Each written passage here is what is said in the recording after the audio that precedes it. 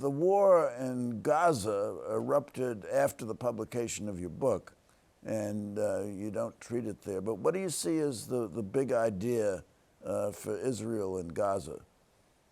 Yes, you're quite right. It broke out whilst we were actually publicizing the book, but we do go into wars that are, if not exactly the same as Gaza, because there's nothing that's exactly the same as Gaza post 1945. There are various urban contests and urban fighting of the kind that one saw in Fallujah and Najaf and Mosul that has a kind of equivalence. But actually, you really have to go back, I think, to the Second World War, to the fighting in Monte Cassino and Stalingrad, to appreciate what it's like going from room to room, cellar to cellar, trying to, in this case, extirpate Hamas. And of course, in both of those examples, and indeed in the three previous ones I mentioned, you don't have a tunnel system whereby the enemy can come up behind you. And that also requires, obviously, an enormous amount of input in terms of men.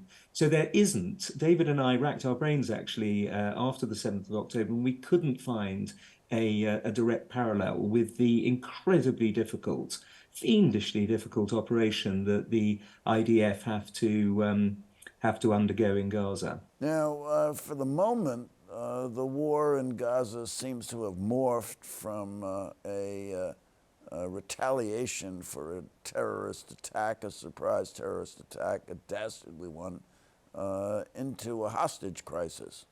And during the hostage crisis, there is a lull in the fighting.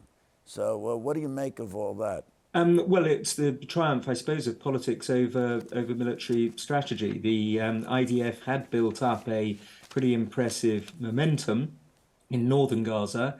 It was going to then move on to, and since will now move on to southern Gaza.